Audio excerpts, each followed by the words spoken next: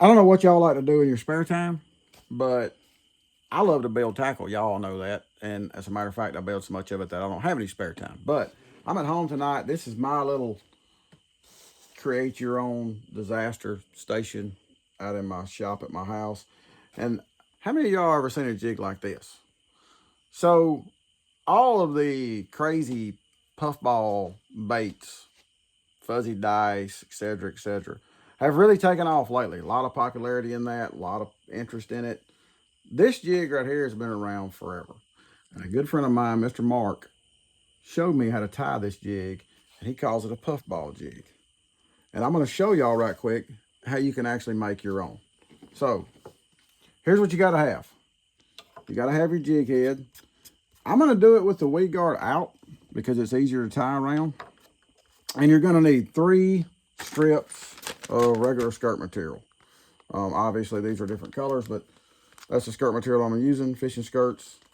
I've got a strip, 2 strips of barbed wire, 1 strip of living image. So this is just a green pumpkin blue flake barbed wire. This is a green pumpkin blue crystal barbed wire, and it's 2 different shades. This is actually army green pumpkin, and this is olive green pumpkin. So a little bit of contrast. And then I'm going to throw this living image in there just to give it some color. So here's what you're going to do. You're going to take your 3 skirt tabs and you're going to lay them on top of each other. Actually, I'm going to put that living image one in the middle just to kind of make them blend well. And then we're going to fold them over. And we're going to cut them right in half. So we've got the solid ends and we've got the cut ends. All right, let's tie it up. So what you want to do is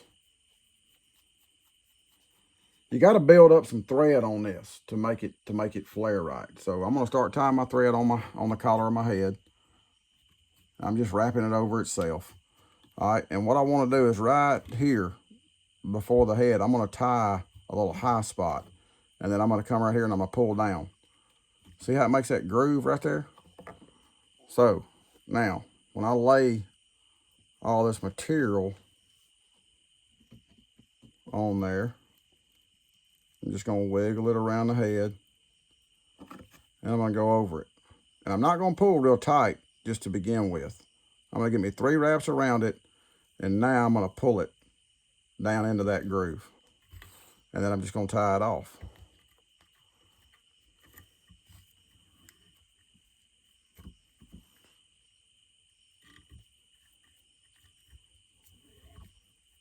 And that's it right there. That's all she wrote as far as tying it. Now what I'm going to do is grab these ends. I'm going to grab each one of them. I may get 2 at a time if I'm lucky.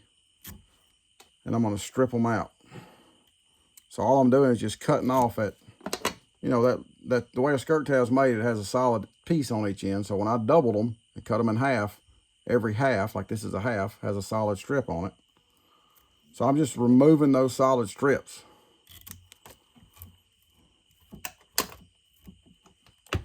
And there you go. So all you fuzzy dice lovers out there that think it's something new, nah, it's been around for a long time. What do y'all think? If y'all ever tried a puffball hair jig, a puffball jig, you know, I don't know. It's a neat deal. I've been playing with it some. I think it has its place. That one's pretty. It makes it look so lifelike when it flares out like that.